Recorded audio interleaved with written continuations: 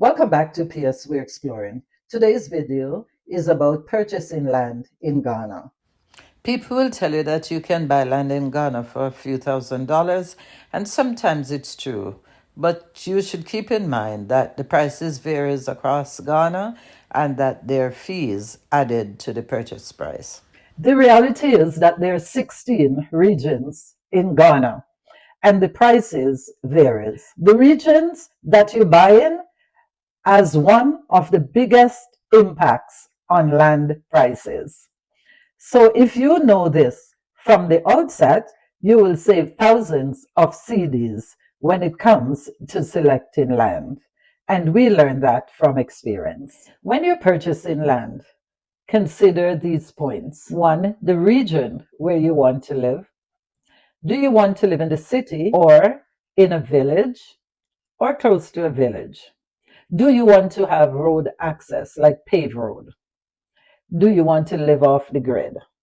Are you considering solar or the electrical company? Do you want an area that is fully developed? For example, stores, public transportation in close proximity. A plot in an emerging area may cost a fraction of one in central Accra, and prices varies widely depending on the location. Let's break it down. In Greater Accra region, it is generally the most expensive because it's the country's economic hub. Now, buying in the Ashanti region offers a mixture of urban and suburban prices. Buying in the eastern region often provides more affordable options while still being close enough to Accra for commuters. And more rural regions typically have lower prices, but may require additional investment in infrastructure. Locations within a region matters just as much. Land in the cities like Accra, Kumasi, Takoradi is usually more expensive because of higher demand, established infrastructure, and easier access to services.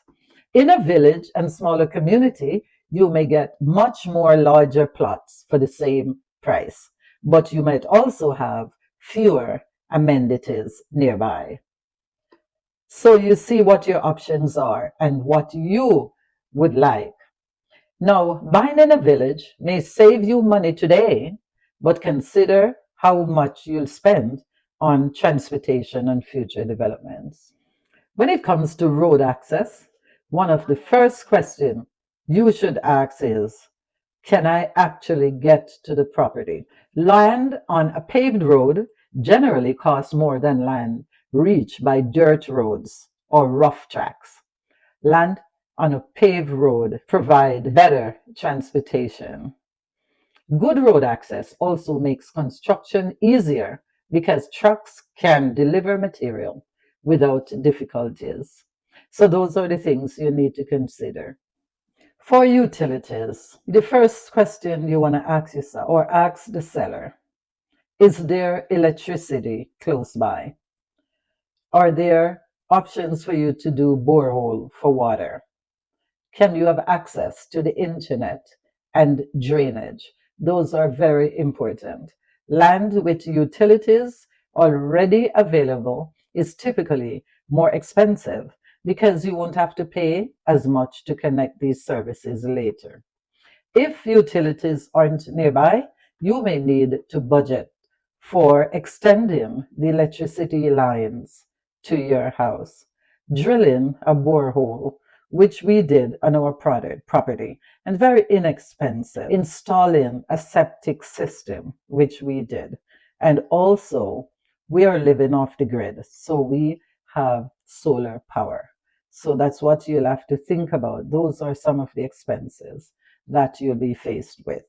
Now, in a development or developed area, this is one factor many first-time buyers overlook. Ask yourself, are new homes being built? Are there schools nearby? Is there a hospital? or businesses moving into the area, or roads being improved. Areas experiences rapid development often see land values increase over time.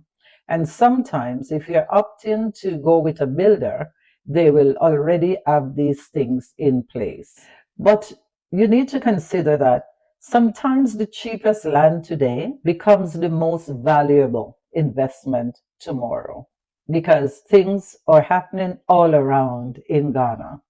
And as day to day, they're building this area extensively. When you understand these factors, you'll realize why two plots of land that look almost identical can have completely different price tags.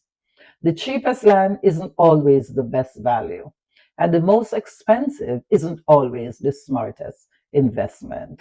Now, from our perspective, we opted to live in the eastern region.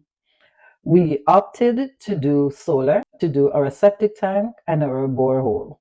We also contributed to the creation of a road that leads into the property. When we bought our land, we were contemplating on how cheap the land was at the time. But after we started building and all these expenses that we spoke about came into play, we realized that we had to spend a little more. So our budget was increased, and this happens to many buyers, sometimes only to find themselves surprising of the fees. So when you're setting up a budget, don't only think on the price of the land. Think about the attached fees like the surveyor's fee, the site plan, lawyer's fee, registration fees, land title processing, clearing bushes, temporary fencing, connection to utilities. These additional costs should be included in your budget. Do your due diligence.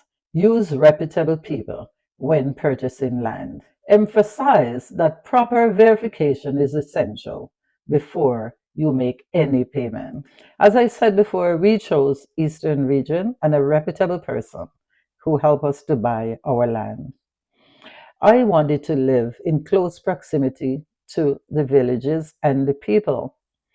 I would not do anything differently today because we have the best of both worlds.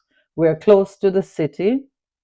If we want to go, it's about 30 to 45 minutes.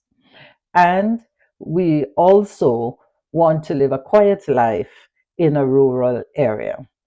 So that's for us, that was perfect. There were hidden fees that we didn't know about. And if I had a list or someone had spoken to me about all these fees, then we would have budgeted better. I would have done differently. Buying land in Ghana can be one of the best investments you'll ever make, but only if you know what you're getting into. Do your research, ask plenty of questions, and never rush into a purchase. If you found this video helpful, please like, subscribe, and join our growing community as we work towards 3,000 subscribers. Remember, subscription is free. Here on PSW Exploring, we share real experiences about building, traveling, and creating a life in Ghana and beyond. I'd love to have you along for the journey. See you in episode 2.